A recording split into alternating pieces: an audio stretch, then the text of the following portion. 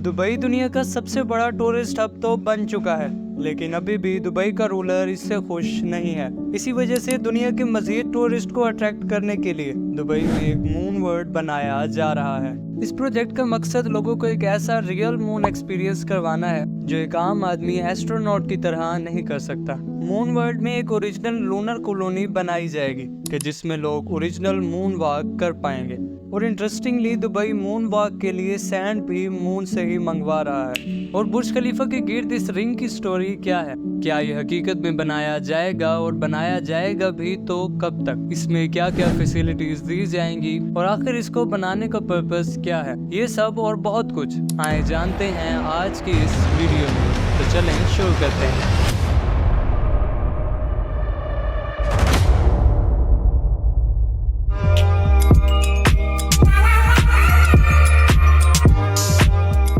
आप सब पर सलामती हो। वो शहर कि जिसमें आज से 30 साल पहले तक सिर्फ सहरा और रेत के बड़े बड़े पहाड़ थे, आज वो दुनिया का सबसे बड़ा टूरिस्ट स्पॉट बन जाएगा, ये बात किसी ने भी नहीं सोची थी। जिस रेगिस्तान में कोई आम आदमी आना पसंद भी नहीं करता था, वहाँ पूरी दुनिया का आना जाना लगा रहता है। इस रेल पेल के पीछे ऐसे दिमाग हैं कि जिन्होंने रेगिस्तान को भी ऐसा मॉडर्न सिटी बना दिया है कि जहाँ अब हर किस्म की ऐशो आराम मिल सकती है। जी हाँ, हम बात कर रहे हैं यूएई के शहर दुबई की।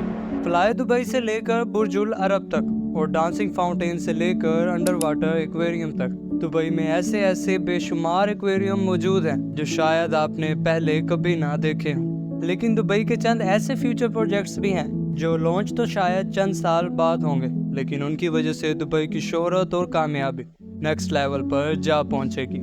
आए देखते हैं दुबई के कुछ ऐसे प्रोजेक्ट्स जिनके लॉन्च से दुबई की चमक दमक मजीद बढ़ जाएगी। इनमें सबसे टॉप पर है दी मून वर्ल्ड। आपने एस्ट्रोनॉट्स को मून पर जाते और वहां पर मून वॉक करते तो देखा ही होगा, लेकिन कोई आम आदमी ये काम सिर्फ सपने में ही कर सकता है। इसी चीज को देखते हुए दुबई के रूलर ने दुबई में ही चांद को उतारने का फैसला कर लिया है। जी हाँ, यहाँ पर भी वही सेम फैसिलिटीज मिलेंगी कि जो एस्ट्रोनॉट्स मून पर इंजॉय करते हैं। इस प्रोजेक्ट को दी मून वर्ल्ड रिजॉर्ट का नाम दिया गया है और इसको 2018 में शुरू किया गया था। चलें अब जरा इसके स्ट्रक्चर को समझते हैं। अगर इसके बॉटम से स्टार्ट किया जाए तो इसके लोअर डेक्स पर स्टोरेज एरिया और बिजनेस सेंटर्स होंगे। इससे थोड़ा ऊपर आया जाए तो रेड कलर के मिडिल डेस्क पर रेजिडेंशियल अपार्टमेंट्स बनाए जाएंगे। यहाँ पर 300 प्राइवेट अपार्टमेंट्स बनाए जाएंगे, जिनमें से तकरीबन 60% ऑलरेडी सोल्ड हो चुके हैं। अपर डेस्क पर restaurants, night clubs, casino, cinema और स्पा वगैरह होंगे। इससे थोड़ा ऊपर इस वाइट कलर के डेस्क पर आर्टिफिशियल बीचेस, एक्वेटिक सेंटर और स्पोर्ट्स एरिया होगा। इससे ऊपर इस रो में सारे होटल स्वीट्स बनाए जाएंगे और इन सब के टॉप पर सबसे इंटरेस्टिंग लूनर सरफेस बनाया जाएगा, जहां पर ग्रेविटी बिल्कुल लो होगी।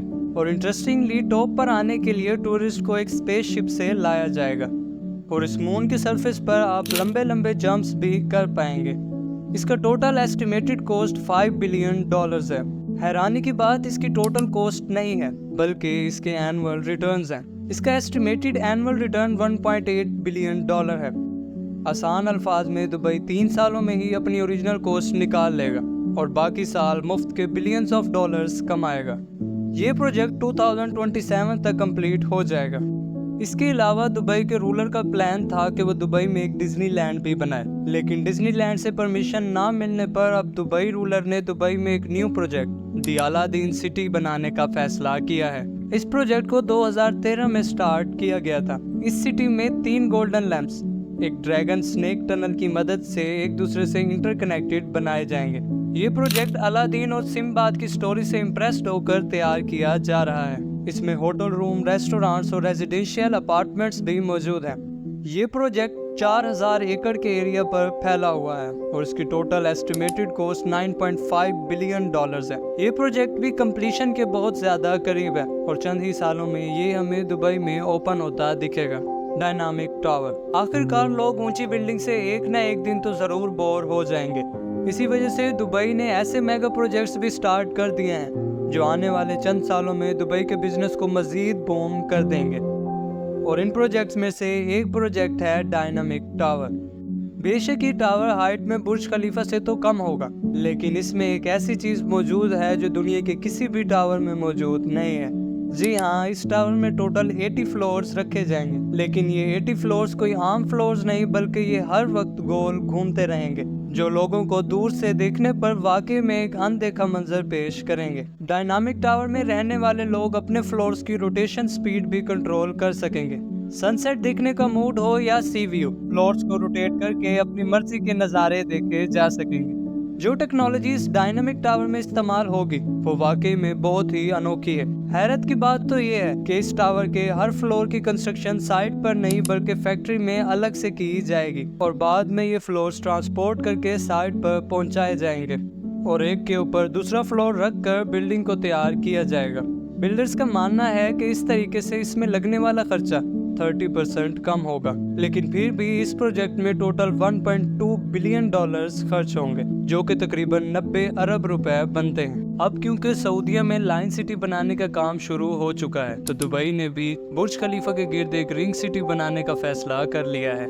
इसका नाम दुबई डाउनटाउन सर्कल रखा गया है। ये रिंग दुबई की खूबसूरती को मजीद बढ़ाने के लिए बनाया जा रहा है। ये रिंग 500 मीटर्स की हाइट पर बनाया जाएगा। इस रिंग के अंदर रेस्टोरेंट्स, अपार्टमेंट्स और दुनिया का सबसे बड़ा और ऊंचा स्काई पार्क बनाया जाएगा, जिसमें तकरीबन दुनिया के हर किस्म के फ्लावर्स मौजूद होंगे। ये रिंग पूरे 3 किलोमीटर पर फैला होगा और इस रिंग के नीचे एक प्रॉपर ट्रैम सिस्टम भी बनाया जाएगा, जो टूरिस्ट को 100 किलोमीटर पर आवर की स्पीड से एक साइड से दूसरी साइड पर ले जाएगा। मजे की बात तो ये कि इस ट्रैम की मदद से 500 मीटर की बुलंदी से 360 डिग्री के एंगल पर पूरी दुबई को घूम कर देखा जा सकेगा। आपको बताते चलें कि बुर्ज खलीफा को बनाने में दुबई के पूरे 2 बिलियन डॉलर्स लगे थे, यानी कोई 500 अरब रुपए। लेकिन सिर्फ इस रिंग को बनाने की टोटल कॉस्ट 10 बिलियन डॉलर्स है। इस रिंग की कंस्ट्रक्शन का काम चंद ही सालों में शुरू किया जाएगा। उम्मीद है हमारी आज की एफर्ट आपको पसंद आई हो। अगर पसंद आई हो तो लाइक, शेयर और सब्सक्राइब करना ना भूलिएगा। हम मिलते हैं एक नई और शानदार वीडियो के साथ। तब तक के लिए अल्लाह हाफिज।